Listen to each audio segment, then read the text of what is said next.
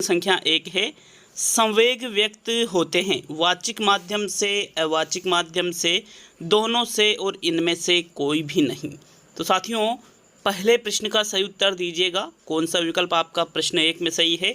संवेग व्यक्त होते हैं। तो साथियों राइट आंसर है आपके विकल्प नंबर 3, दोनों से। कैसे? वाचिक मतलब बोल करके, अवाचिक मतलब बिना बोले भी। आपने देखा होगा कि किसी में क्रोध नामक संवेग उत्पन्न हुआ तो उसको बहुत ज़्यादा गुस्सा आता है और उसकी बातों से हमें पता चल जाता है कि उसको क्रोध आ रहा है। तो उसकी बातों से पता चल रहा है, मतलब वाचिक माध्यम से व्यक्त हो रहा है। अवाचिक माध्यम से मतलब जैसे मान लीजिए कोई व्यक्ति है, किसी चीज़ को देखकर डर गया, उसके मुख मुद्रा को देखकर हम उससे ये कह सकते हैं, उससे पूछ सकते हैं कि भाई क्या हुआ, इतना क्यों डरा हुआ है। तो मतलब बिना बोले भी हो रहा है व्यक्त। तो अवाचिक और वाचिक दोनों ही माध्यमों से संवेग व्यक्त होते हैं। इसीलिए तीसरा विकल्प पहले प्रश्न में सही है। नेक्स्ट प्रश्न नंबर 2 की ओर बढ़ेंगे। दूसरा प्रश्न है आपके, समायोजन व्यक्ति और उसके वातावरण में असंतुलन का उल्लेख करता है, यह परिभाषा किसने दी है? बोरिंग ने, आलपोर्ट ने, गुड ने और गेट्स व अन्य ने। तो साथियों समायोजन से संबंधित ये जो परिभाषा दी गई है यह गेट्स व अन्य के द्वारा दी गई है। चौथा विकल्प आपके दूसरे प्रश्न में सही है। नेक्स्ट प्रश्न संख्या 3 की ओर बढ़ेंगे। तीसरा प्रश्न देखते हैं, चिंतन की विशेषता नहीं है। चिंतन लक्ष्य निर्देशित होता है।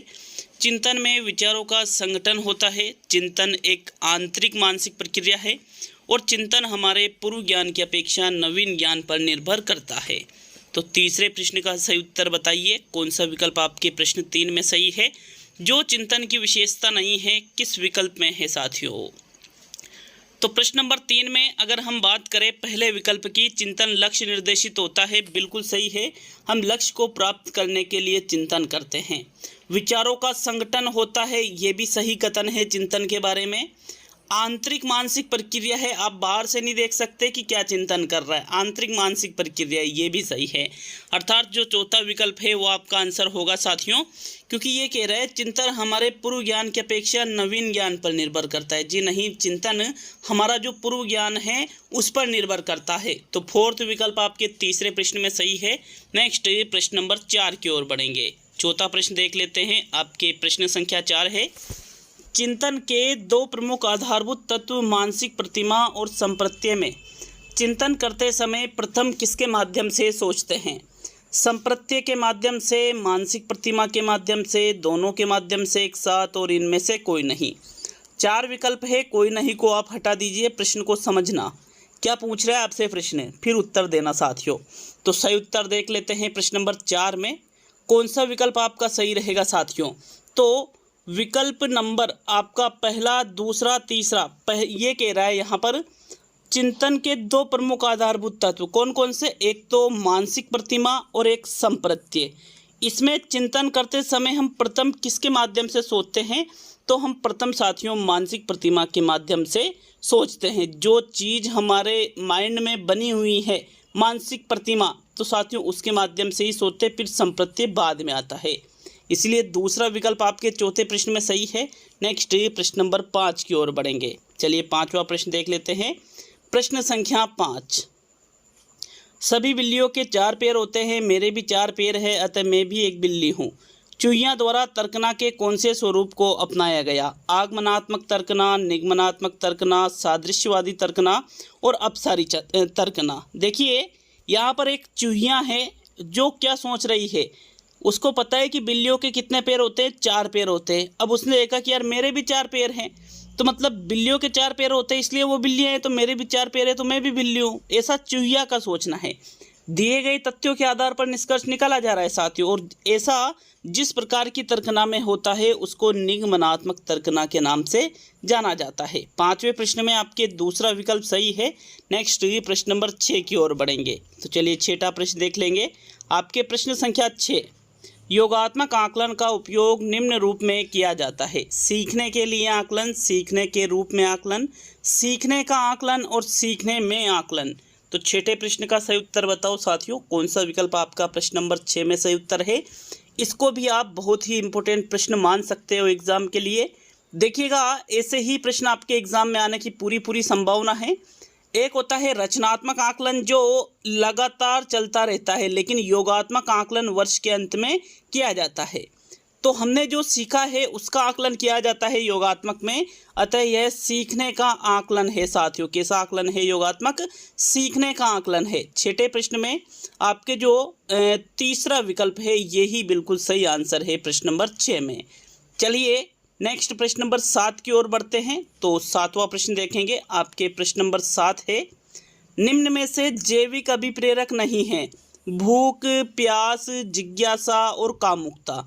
तो जो जैविक अभिप्रेरक नहीं है उसका चयन प्रश्न नंबर 7 में करना है। जैविक अभिप्रेरक का मतलब होता है वह अभिप्रेरक जो जीवित रहने के लिए आवश्यक हो। भूख और प्यास बिल्कुल जैविक अभिप्रेरक है साथियों। जिज्ञासा और कामुकता, तो वैसे तो कामुकता को मनोसामाजिक अभिप्रेरक कहा जाता है, लेकिन यहाँ जो जिज्ञासा है पूर्ण रूप से जैविक के अंतर्गत नहीं आता है। कामुकता को तो फिर भी शामिल कर लेंगे, कब करेंगे?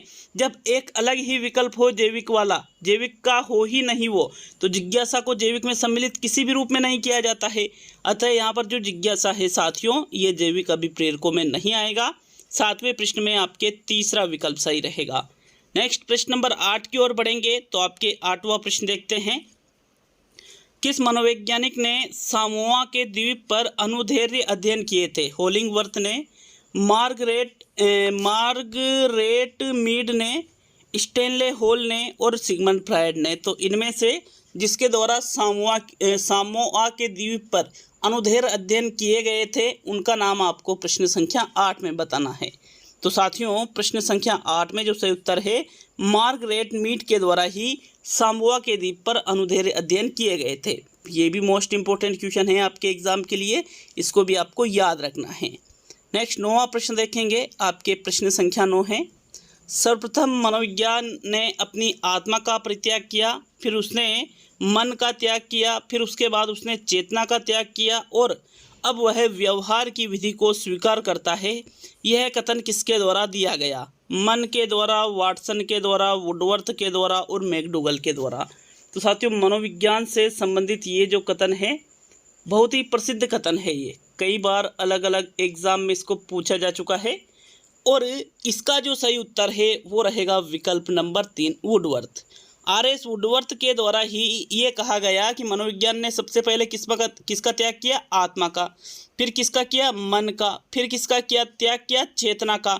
और वर्तमान में मनोविज्ञान किसको अपनाए हुए हैं? व्यवहार को अपनाए हुए हैं साथियों। तो इस प्रकार इनकी ये परिभाषा दी गई थी, याद रखना है परिभाषा को। थर्ड विकल्प ही 9 में सही है। नेक्स्ट 10वें प्रश्न की ओर बढ़ेंगे। आपके प्रश्न संख्या 10 है, अंतर्दृष्टि या सूझ द्वारा सीखना सिद्धांत किसने दिया है? कर्ट लेविन ने, कोहलर ने, अल्बर्ट बंडूरा ने और एडविन आर गुथरी ने। तो 10वें प्रश्न का उत्तर बताओ भाई, कौन सा विकल्प आपके प्रश्न 10 में सही है? अंतर्दृष्टि या सूझ द्वारा सीखना इनमें से किसके द्वारा बताया गया है? प्रश्न संख्या 10 का सही उत्तर देख लेते हैं साथियों। आपके दूसरा विकल्प सही है, कोहलर के द्वारा ही अंतर्दृष्टि या सूझ द्वारा सीखना बताया गया है।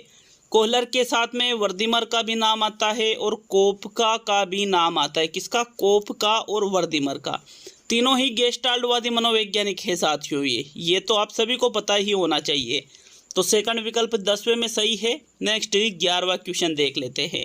आपके प्रश्न संख्या 11 है मित्रों, वाइगोस्की बच्चों के सीखने में निम्न में से किस कारक को महत्वपूर्ण मानते हैं? नैतिकता, शारीरिक कारक, आनुवंशिक कारक और सामाजिक कारक। तो 11वें प्रश्न का उत्तर दीजिएगा। अब आपको कैसे देखना है? अगर आपको पता है कि वाइगोस्की ने कौन सा सिद्धांत दिया है तो इस प्रश्न का आंसर चुटकियों पे आप निकाल सकते हो। देखो, सामाजिक सांस्कृतिक विकास का सिद्धांत दिया था वाइगोस्की ने और इसमें इन्होंने अपने इस सिद्धांत में सामाजिक कारक को सर्वाधिक महत्वपूर्ण माना है बालक के सीखने में।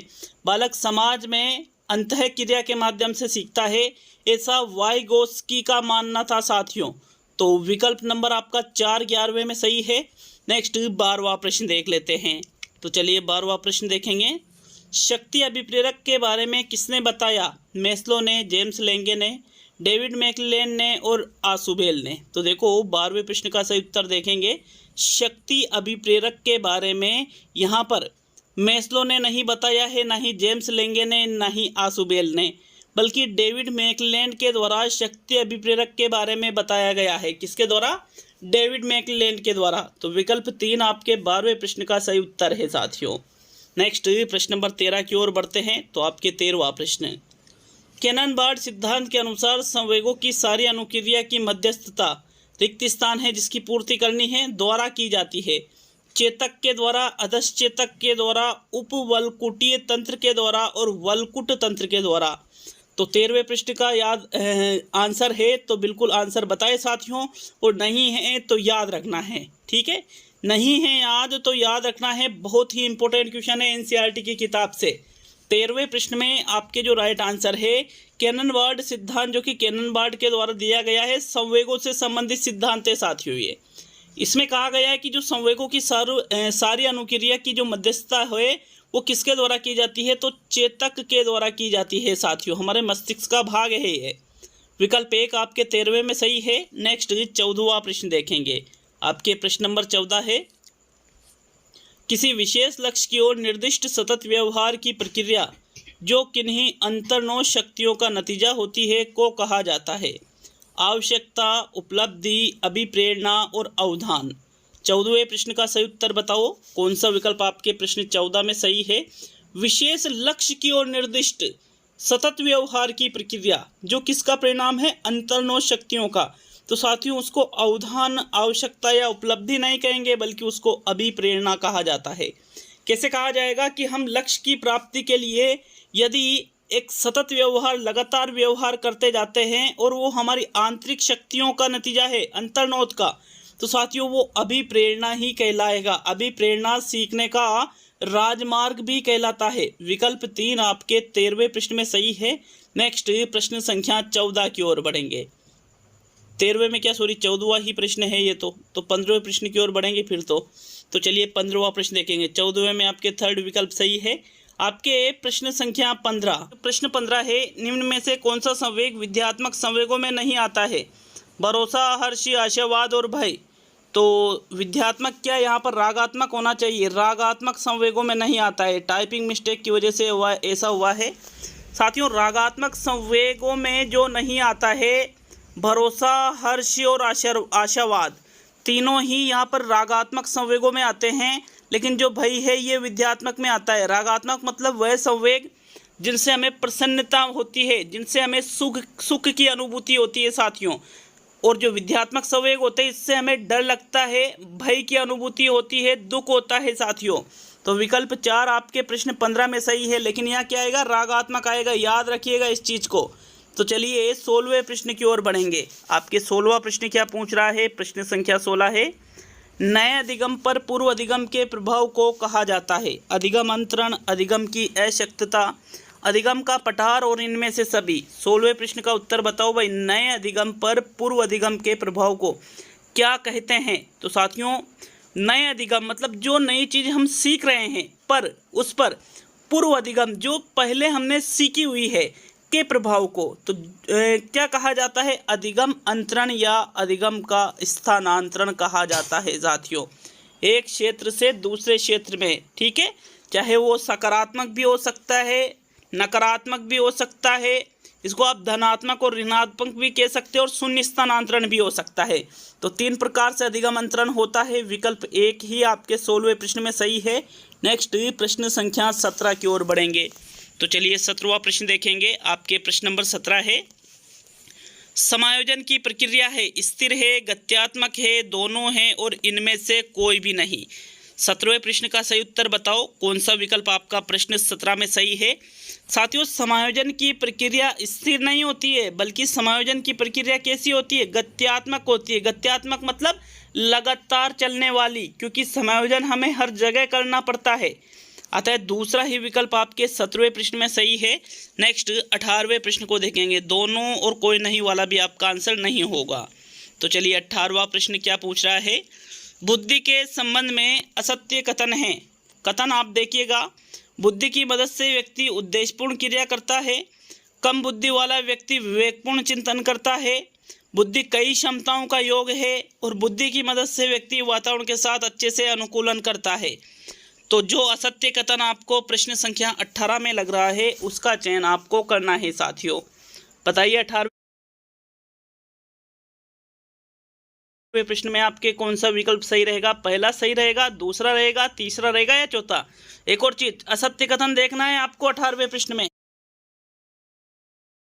तो साथियों 18वां प्रश्न जो है इसका विकल्प नंबर जो 2 है ये आपका एक असत्य कथन है, अतः यही आपका सही उत्तर है। क्योंकि कम बुद्धि वाला व्यक्ति विवेकपूर्ण नहीं अविवेकपूर्ण चिंतन करता है। विकल्प 2 आपका असत्य कथन है, इसीलिए 18वें प्रश्न का यही उत्तर होगा। बाकी पहला कथन, तीसरा कथन और चौथा कथन कई क्षमताओं का योग बुद्धि होती है। बुद्धि की मदद से ही व्यक्ति वातावरण में अनुकूलन या समायोजन करता है और एक उद्देश्यपूर्ण क्रिया भी करता है बुद्धि की मदद से। तो ये तीनों कथन तो सत्य है, दूसरे को छोड़कर 18वें में सेकंड विकल्प सही है साथियों। नेक्स्ट 19वां प्रश्न देख लेते हैं। तो आपके प्रश्न संख्या 19, प्रश्न नंबर 19 है, बलि का बकरा एक उदाहरण है युक्तिकरण का, आत्मीकरण का, क्षतिपूर्ति का और विस्थापन का। तो 19वें प्रश्न का राइट आंसर बताओ, इनमें से बलि का बकरा किसका उदाहरण है? देखो क्षतिपूर्ति तो नहीं की जा रही है यहाँ पर, ना ही विस्थापन, ना ही आत्मीकरण, बल्कि ये युक्तिकरण का उदाहरण है। किसका उदाहरण है? ये युक्तिकरण का। 19वें प्रश्न में प्रथम विकल्प सही है। नेक्स्ट 20वां प्रश्न देखेंगे। आपके प्रश्न नंबर 20 है, हर्बर्ट की पाठ योजना की आधारशिला है स्मृति, चिंतन, बोध और शिक्षण।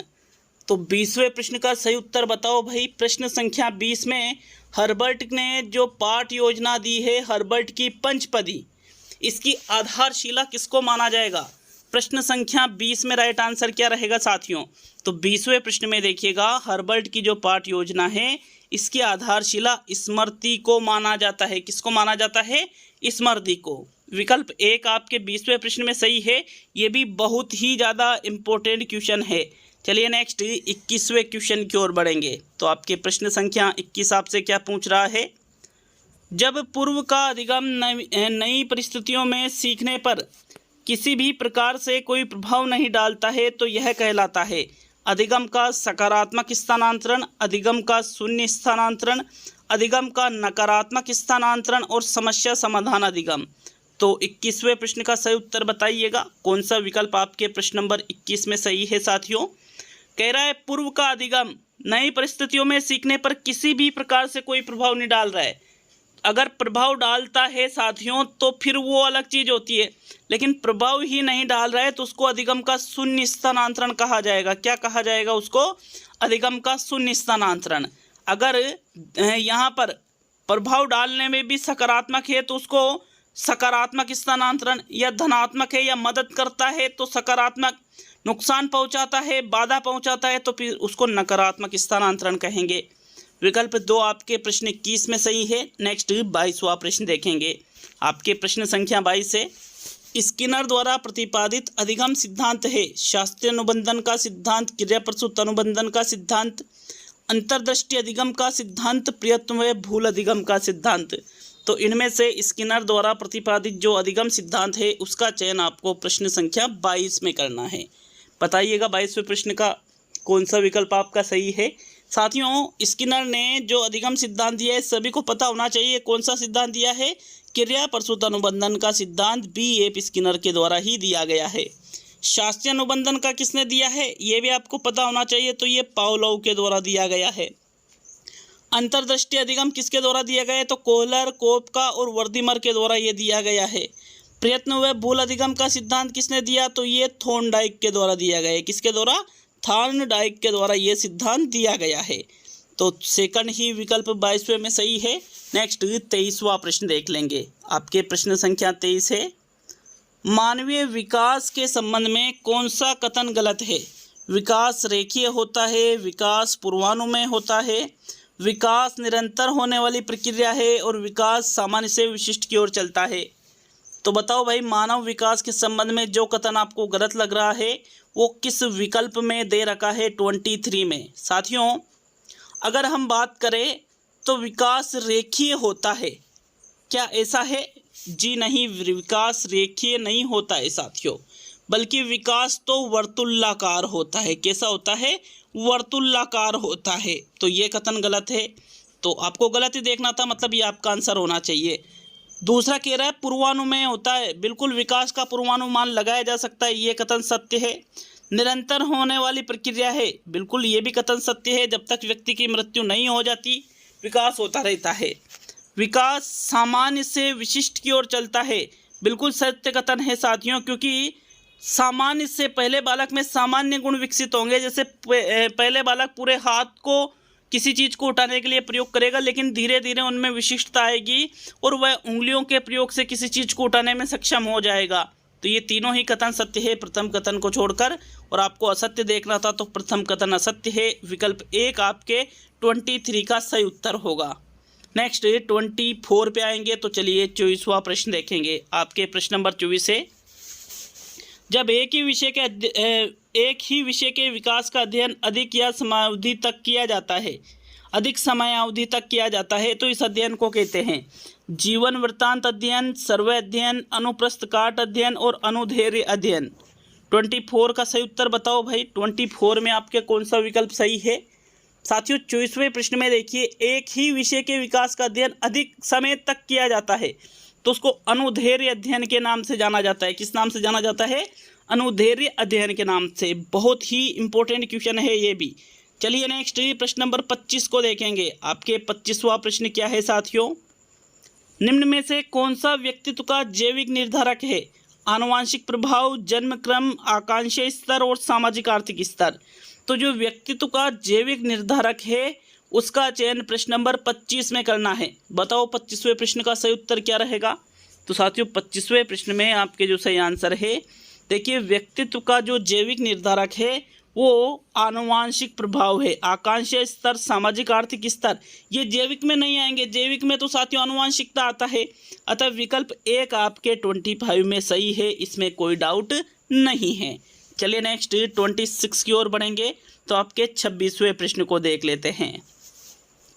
संकेत अधिगम के अंतर्गत निम्नलिखित सीखा जाता है?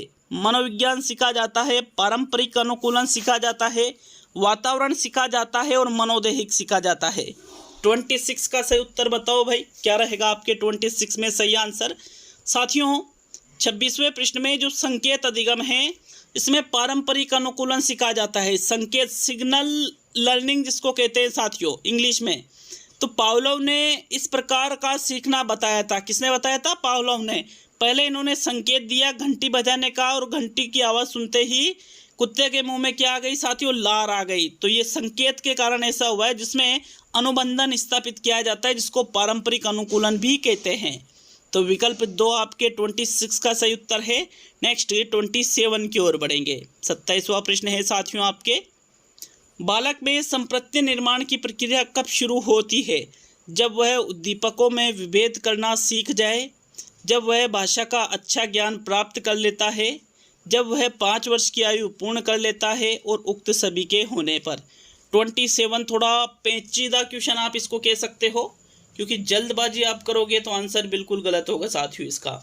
अगर आप चौथे विकल्प पे जा रहे हो तो बिल्कुल आपका आंसर गलत है। क्यों?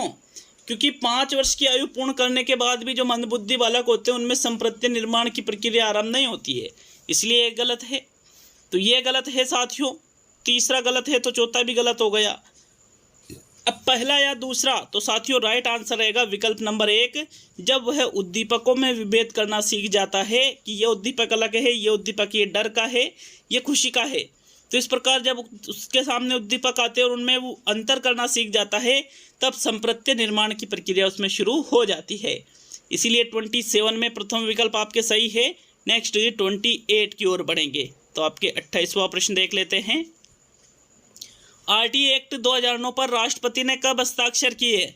26 अगस्त 2009, 15 अगस्त 2009, 27 अगस्त 2009 और 16 अगस्त 2009।